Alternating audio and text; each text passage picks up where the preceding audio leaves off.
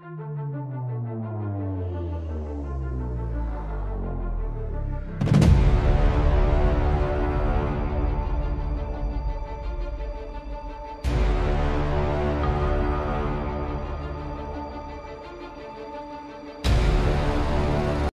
natin sa video na ito kung magiging daddy na ba si Carlos Yulo ngayong 2025. Kasi sinabi nila doon sa Miss Tony Talks interview o sa Tony Talks interview nila na by 2025 ay hopefully magkaka-baby na sila. Panoorin ninyo hanggang dulo para malaman ninyo kung bakit o kung magkakaanak na ba si Carlos Yulo at Chloe San Jose. So ayan, ito na naman tayo. Nagbabalik muli sa panibagong vlog. Katatapos lang ng ating premiere tungkol doon sa pagsangkot ng pangalan ng ating First Lady sa mga bilihan di umano ng posisyon sa gobyerno. Dito naman tayo sa topic tungkol sa mga Yulo. Kasi eto, meron sa akin nag-request na i-alternate ko na lang daw yung aking vlog tungkol sa mga Yulos at tungkol dito sa mga slight news sa politika o sa gobyerno o sa mga nangyayari sa ating bansang Pilipinas. So this time, pag-usapan po natin ang mga nakaraang napaka-importanteng mga okasyon sa ating bansang Pilipinas at sa buong mundo. At ito ay importante sa atin, lalo na sa mga Catholic at Christian, na ang Pasko at Bagong Taon ay sinasalubong natin kasama ang buong pamilya kasi isa na ito sa ating mga naging kagisnang tradisyon o naging kultura na natin na ang Pasko at pagsalubong sa Bagong Taon ay pagkakaroon din ng pagtitipon-tipon or tinatawag nating reunion of our family and relatives. Kasi lingid sa inyong kaalaman, kung napapanood ninyo or kung nanonood kayo ng mga balita, babalikan ninyo na ang tuwing Christmas season at pagpasok ng Bagong Taon, punong-puno ang ating mga bus station, train stations, airports, pier, dahil sa ating mga kababayang balikbayan. So, sinisikap nila na umuwi para sa pagsama-sama ng pagsalubong sa Bagong Taon at lalo't higit yung pag-reunion nila during the celebration. So, bilang mga Pilipino, hindi na natin nakakalimutan yung mga gatong tradisyon. Kaya kahit mahal ang pamasahe, kahit konting araw lang tayo binigyan ng bakasyon sa ating mga trabaho, umuuwi tayo o kayo. Kami dito mga OFW, bibihira. Yung mga nakakuha ng ticket ahead of time, ayan, umuuwi sila. Pero kami na hindi kami nakakuha ng ticket at isa pa yung inaalagaan namin ay matanda. So kailangan nasa right timing yung aming pag-uwi. So guys, ito pag-usapan muna natin itong mga Yulos kasi sila naman talaga yung aking na-vlog ilang araw na ang nakalipas. At nakita natin na parati kong sinasabi na sana ang mga mag-iinang ito ay magkabati-bati na dahil napakahalaga para sa atin ang Pasko at Bagong Taon. So dito sa ating pag-uusapan, i-share ko sa inyo kung gaano o paano sinelebrate ng mga Yulos family ang Bagong Taon kasama si Carlos Yulo? Hindi. Kasama ang mga iilang importanteng tao na nakatulong sa kay Mrs. Yulo mga anak sa larangan ng gymnastics. So, i-share po natin ang video at itong video po ay uploaded sa account ni Mrs. Yulo na isa po ako sa mga nakasubaybay sa kanya. So, guys, panoorin natin ang video na ito. So, i-play po natin kung sino-sino itong mga kasama dito sa slideshow na in-upload ni Mrs. Yulo during 31st ng December. Okay, so here we go.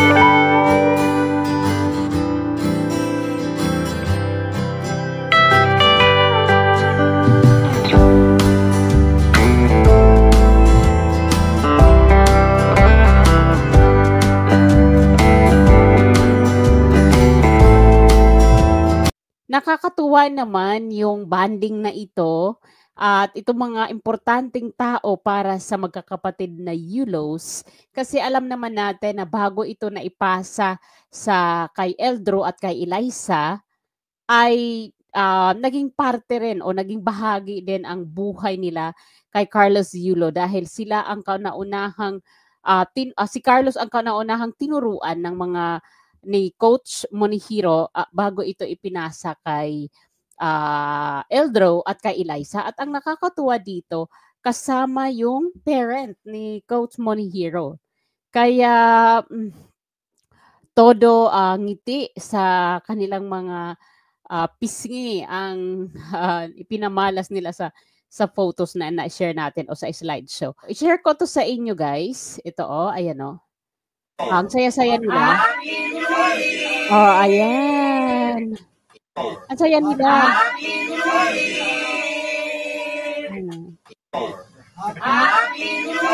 Nakakatuwa dahil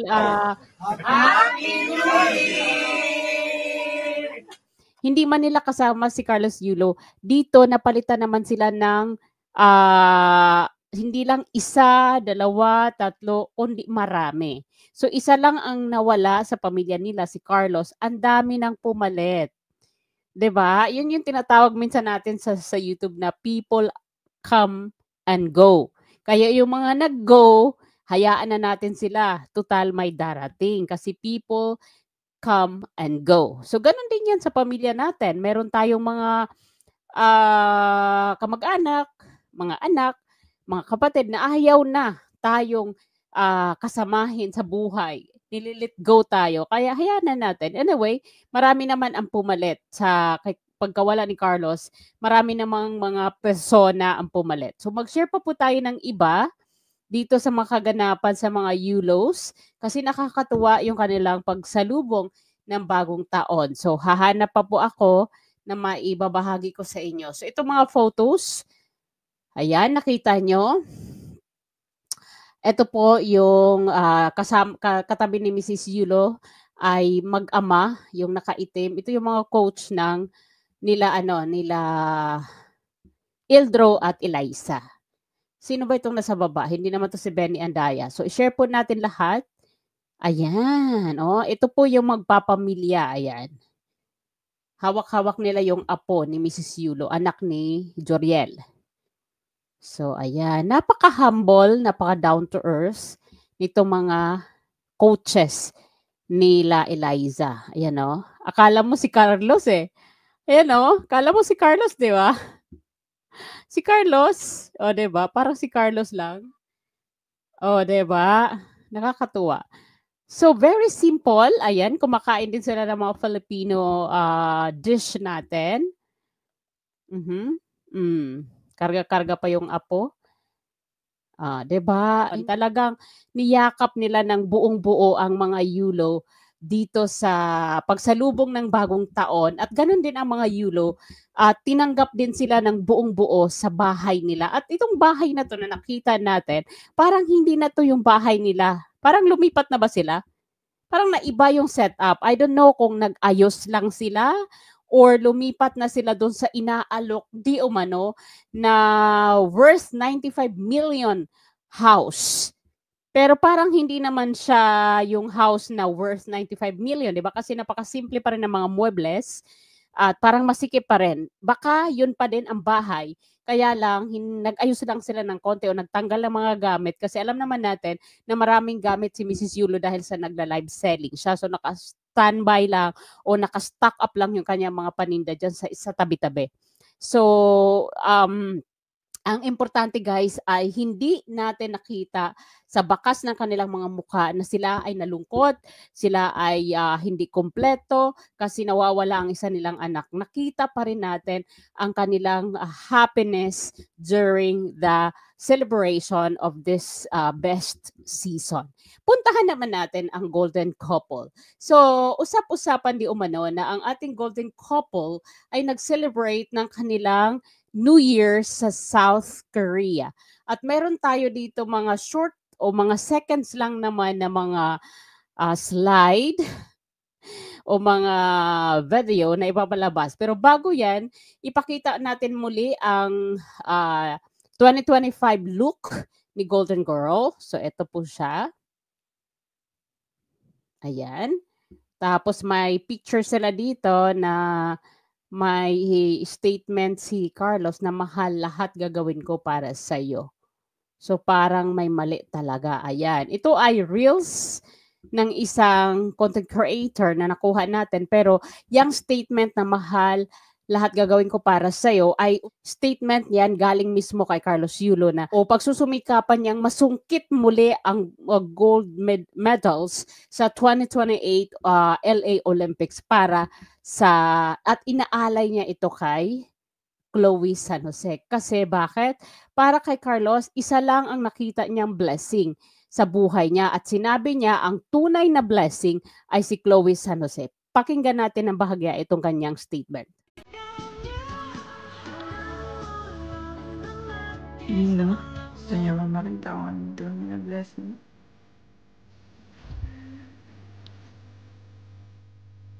No. Yung sinabi ni Carlos na ang tunay na biyaya sa kanyang buhay ay si Chloe San Jose. So, eto naman ang usap-usapan noong Pasko na pagbati ni Carlos Yulo sa pangkalahatan. So, panoorin natin to. Advance Merry Christmas and Happy New Year po sa ating lahat. Mag-ingat po tayo palagi. Huwag kalimutan magpasalamat sa Kanya, magmahalan, and enjoy. Nakita niyo yung facial expression niya na natatawa siya o nangingiti o napapangiti siya sa kanyang sinasabi kasi yung kanyang mga lumalabas na mga salita ay galing sa kanyang ilong, hindi galing sa puso. Kaya itong statement ni Carlos o itong Christmas greetings ay nag-viral ito sa Reels at nagalit ang mga tao dyan sa kanyang pagbati na walang sinseridad. There's no sincerity that you can feel or you can see in him doon. Sana hindi na lang siya naglabas ng kanyang Christmas greetings kasi nabash lang siya ng todo dahil sa kaplastikan. One more time. Advance Merry Christmas and Happy New Year po sa ating lahat. Mag-ingat po tayo palagi. Huwag kalimutan magpasalamat sa Kanya, magmahalan, and enjoy. Huwag kalimutan magpasalamat sa kanya. Sino? Kay God o sa kanyang nanay? Hindi niya mabanggit-banggit ang Panginoon. Alam ko na ang sinasabi niya dito ay ang Panginoon, na huwag makalimot na magpasalamat kay God dahil sa mga biyaya. Hindi niya mabanggit-banggit kasi galing sa ilong ang kanyang greetings. Hindi siya sincere. Kaya gano'n na lamang ang kanyang mga sinasabi. Okay, dito na tayo sa kanilang celebration sa Korea. Well, wala tayong nakuhang gaano mga photos pero meron tayong short seconds na video na di umano ito ay kaganapan sa South Korea na binuhat ni Carlos si Chloe San Jose na walang kahirap-hirap. Sa laki ni Chloe at sa liit niya, nagawa niyang mabalance na buhatin ang kanyang golden girl sa buhay. Samantalang napansin ng netizen ang parang super easy na pagbuhat with balancing umano ni Carlos kay Chloe. Carlos Yulo at Chloe San Jose ipinagdiwang ang bagong taon sa South Korea. Samantalang napansin ng netizen ang parang super easy na pagbuhat with balancing umano ni Carlos kay Chloe. See? Pareha sila nakatakong. Nakita nyo, para sila nakatakong nung tinaas ni Carlos ang kanyang paa. Tingnan nyo maigi. Samantalang napansin ng netizen ang parang super easy na pagbuhat with balancing umano ni Carlos kay Chloe.